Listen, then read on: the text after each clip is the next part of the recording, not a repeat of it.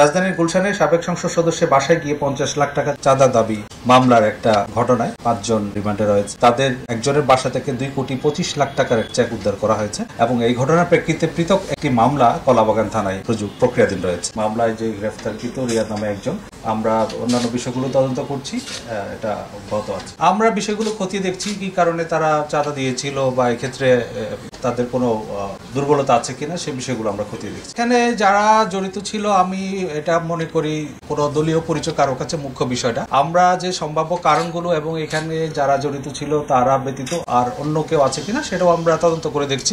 আশা করি তদন্ত শেষে এগুলো বিস্তারিত জানা সম্ভব হবে। আপনারা জানেন মোহাম্মদপুর এলাকায় কবজি কাটা আনোয়ার নামে একটা গ্রুপ রয়েছে। তারা বিভিন্ন অপরাধের সাথে সরাসরি জড়িত এবং এই অপরাধের যারা সদস্য তারা জনমনে আতঙ্ক সৃষ্টি করা থেকে আরম্ভ করে নানা সময় বিভিন্ন অপরাধ কার্যক্রমের সাথে জড়িত। সেই কবজি কাটা আনোয়ার গ্রুপের 2 জন সদস্যকে তারা গ্রেফতার করেছে তেজগাঁ গোয়েন্দা বিভাগের একটা টিম। এই 2 জনের নাম হচ্ছে মোহাম্মদ নিশাত এবং মোহাম্মদ রাসেল ওরফে পেস্টিং রাসেল। আমাদের কাছে যখনই কোনো অভিযোগ আসে সেটা আমরা অবশ্যই মামলা হিসাবে রেকর্ড করি, সেটা হচ্ছে চাঁদাবাজি। গত 6 মাসের পরিসংখ্যান আমরা দেখছি ডিএমপিতে গড়ে প্রায় প্রতি মাসে 70টির মতো চাঁদাবাজির ঘটনা রেকর্ড করা হয়। এখানে চাঁদাবাজি শুধুমাত্র এককভাবে চাঁদাবাজি না, হয়তো অন্য কোনো মামলায় চাঁদাবাজির সেকশন থাকলে সেটাও কিন্তু চাঁদাবাজির মামলা হিসেবে আমরা ধরেছি। তো সার্বিকভাবে বলতে গেলে ডিএমপির বর্তমান যে আইন শৃঙ্খলা পরিস্থিতি সেটা আমরা স্থিতিশীল আছে বলে মনে করি। এর বাইরে আমরা যে আমাদের নিয়মিত পুলিশি কার্যক্রম সেটা অব্যাহত রেখেছি। আমাদের দুটো বিষয় রয়েছে, একটা হচ্ছে অপরাধ প্রতিরোধে যে প্রিভেন্টিভ যে কার্যক্রমগুলো সেগুলো, এবং যেসব ঘটনা ঘটে যাচ্ছে সেগুলো আমরা দ্রুততম সময়ের ভিতরে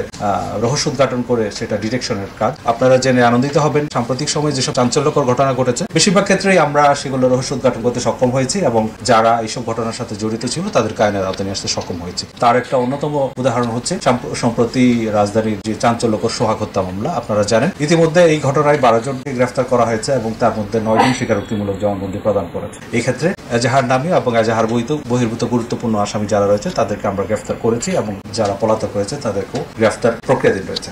আমরা যে কোনো সময় সতর্ক রয়েছি, যে কোনো অরাজক পরিস্থিতি মোকাবেলা করার জন্য ডিএমপি তার পূর্ণাঙ্গ সক্ষমতা নিয়ে কাজ করছে। এই ক্ষেত্রে যদি কেউ আইন শৃঙ্খলা অবনতি করার চেষ্টা করে সেটা আমরা অবশ্যই আইনানুগভাবে মোকাবেলা করব। এর বাইরে আমাদের যে গোয়েন্দা তথ্য যেগুলো থাকে সেগুলো কাজে লাগিয়ে আমরা আইন শৃঙ্খলা পরিস্থিতি স্বাভাবিক রাখার জন্য চেষ্টা করছি।